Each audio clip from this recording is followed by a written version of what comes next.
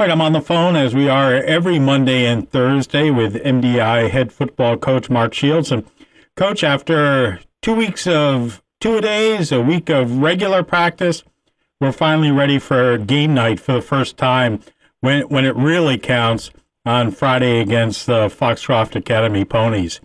Tell us how practice has gone this week, if you would, please. Yeah, I think practice has gone pretty well.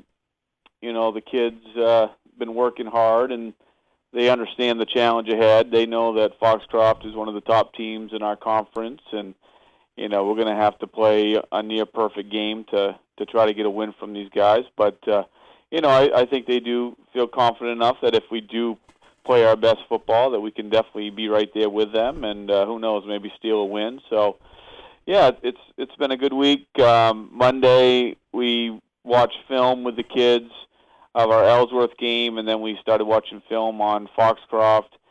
And Tuesday and Wednesday were more work days where we focused on our offense and our defense and special teams. And tonight being Thursday, we will run through, everything.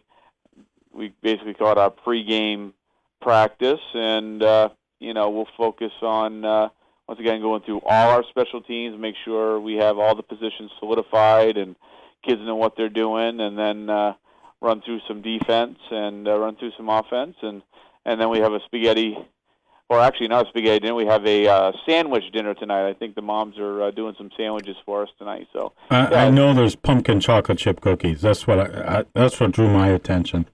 You heard that, huh?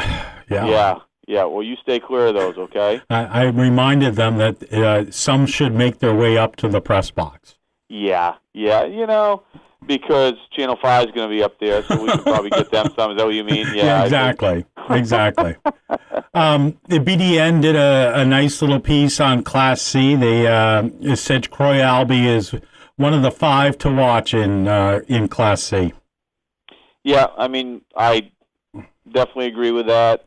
Croy had an excellent sophomore season to be named second-team all-conference fullback out of all the great running backs we have in our league, behind Rickard of Winslow. That was quite an honor, and, we're expecting an even bigger year from him this year. Just a big, strong, fast kid, smart kid, commits himself in the weight room and works hard in practice, works hard in the classroom. And, yeah, he's definitely a guy that a lot of teams will key on this year, and we're hoping he has a big year for us. What, if you would, give us the 3 keys to victory for MDI against Foxcroft Academy on Friday night?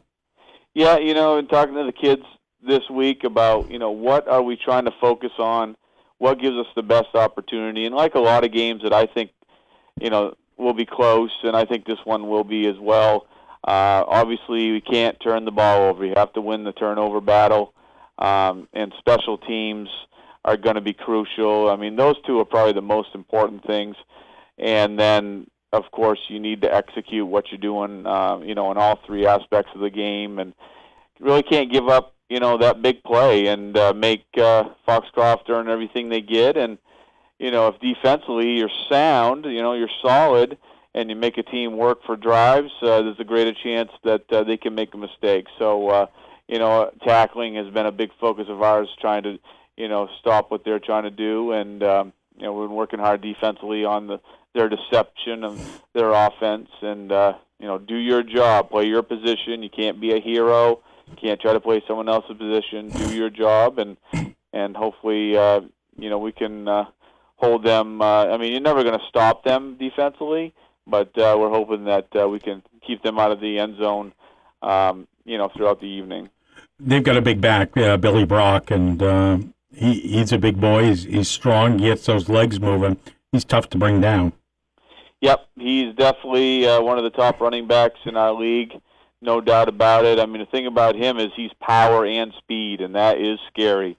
So, yeah, we've worked a lot this week to, try to not eliminate, but I guess try to help stop what he's trying to do. And, they do a lot of different things with him. But once he gets going north and south, boy, he's hard to stop. Looking at the preseason game against Foxcroft, their first series on offense, first play of the game, they run him off tackle, and he's gone for a touchdown. So he's he's the real deal, and he deserves it. Talking to Coach White down there at Foxcroft, he's a gym rat. He works hard in the off season, and he looks good this season for sure. Excuse me. In the past, MDI has done a very good job in terms of containing players, but that straight up the gut, right behind the center, in between the center and the guards, those kind of runs have given MDI some trouble in the past. Yep, no doubt about it. And I think last year was the first year in a long time we could stop that, because the way our defense is designed when you run a 5-2 scheme is the five guys up front. We tell them, you're the picket fence. You guys have to, get the heel depth of the, your opponent, and then the linebackers have to come in and make plays. And, last year we had two strong linebackers that could stop that straight ahead stuff for the most part. And, we're going to see a lot of that. We're going to see a lot of that, and then we're going to see a lot of faking to him, Brock, and then the quarterback keeping the other direction. They also have a wingback that's real fast, number 27. They do some jet sweep with him, and a lot of weapons for sure. And then they can throw the ball. I mean, they have the Smith kid on the outside and some other couple receivers. So they're the real deal, no doubt about it.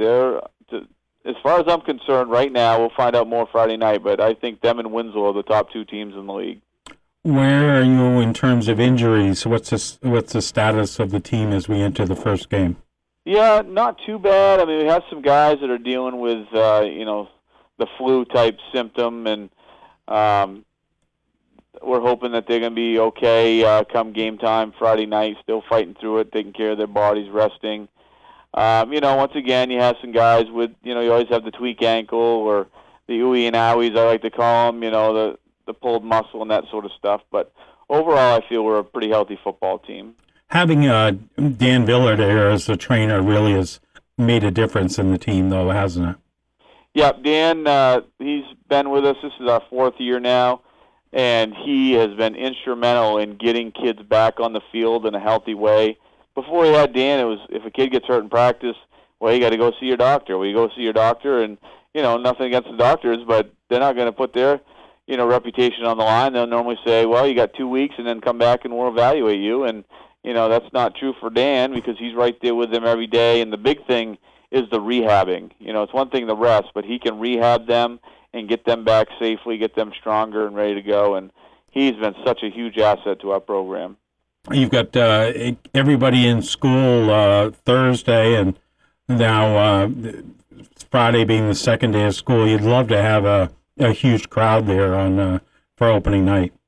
Yeah, definitely. I don't think the band will be able to pull it off, only because I heard the band's going to be there. Oh, are they really? Wow. I've heard the band's there. They're in T-shirts. They know Channel 5's going to be there. Earlier this week, I heard the band was going to be there, so we'll see. But that was a plan. Wow, that's pretty impressive, considering they would have only had 2 days of school to practice. But I know they have a lot of experienced kids in the band, and they probably know some of the old standby songs that have been played at games, and that's awesome if it happens. I also like the fact that we are in school. Kids are starting to get excited about the game. You hear and talk around school, and I think when you're in school, you normally have more kids show up because they're aware of what's going on, with the sports programs. What do you want to say? The microphone's yours to the MDI community. Yep. Once again, thank you for your continued support. It's been tremendous over the years since I've been head coach, and we always have a nice crowd. We have a lot of people come to our away games, which is great. Yes. But our home games, usually the stands are packed, and we're hoping that we can get a good crowd out there. We're going to need everybody we can to try to play with this Foxcroft team. That 12th man is pretty invaluable. Definitely. And the kids feel that. A home game is a big crowd. If the band comes, they're playing, they get excited, and I think there's just more energy on the field for us.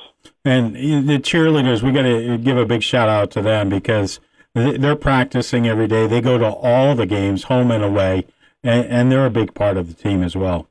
Yep, definitely. The coach does a nice job, and sometimes they don't get the appreciation and thanks that they deserve, but they're there every game, and no matter what the weather is, it could be pouring rain or cold, but they're on the field with us, and we truly appreciate their support.